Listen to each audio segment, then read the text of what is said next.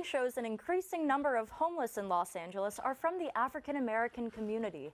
Annenberg Media's Miriam Fuentes has reactions from community leaders and the homeless. One homeless man in downtown and others like him believe homelessness is not being addressed. What I see is just involves money and people in higher places that really don't want to see certain people in certain places. All you're doing is sweeping it under the rug. A report just released by the Los Angeles Homeless Service Authority shows that Black people have a higher rate of homelessness in the county. Although Black people make up 9% of LA County's population, more than 1/3 of its homeless people are Black. LA County Supervisor Mark Ridley Thomas says this report provides important insight. So this report is a critical first step to address the collective failings of systems and institutions. For the Los Angeles Mental Health Commissioner, who herself experienced homelessness, the report is the beginning. What's happening is that we're taking a look in areas and places that we had never taken a look or had conversations about. The report highlights bias and discrimination in 4 key areas, including housing, employment, criminal justice, and child welfare. City leaders like Eric Garcetti are optimistic about creating change.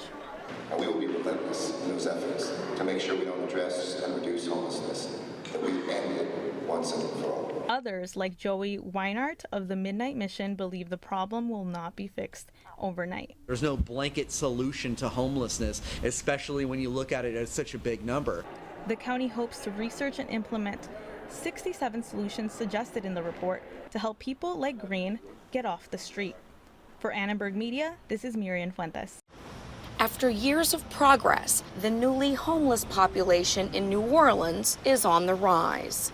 Intense gentrification following the devastation of Hurricane Katrina has caused rent and housing to skyrocket in many neighborhoods.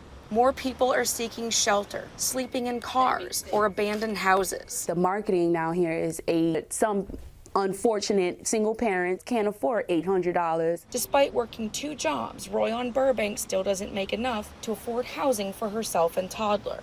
I called Child Protection Services on myself because I didn't want myself to get in trouble or even lose my kid. So I had to call them, tell them, well, hey, I have a situation, I'm in an abandoned house.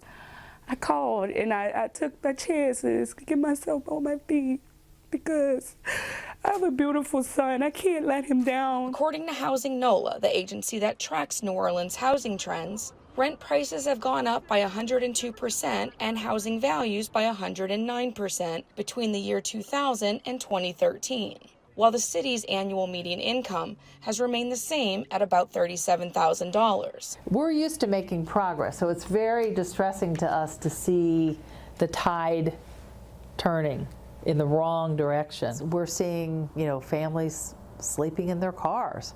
We're seeing families sleeping outside in parks. The lack of affordable housing taking a toll on the city's most vulnerable, the disabled, elderly, and low-income wage earners, affecting many children.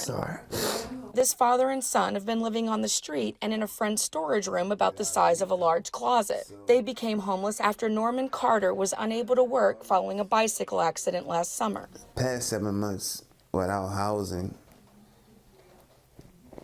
is unbelievable. I mean, to walk and ask people for money so that you can eat or to buy medicine for your kid, Pampers.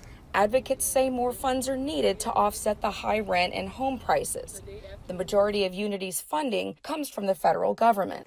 For now, Burbank's son is staying with his grandfather while Unity works to get him and his mom a place she can afford. And the agency is helping Carter get his disability claim in order and get Elijah in a Head Start program. It's gonna get better.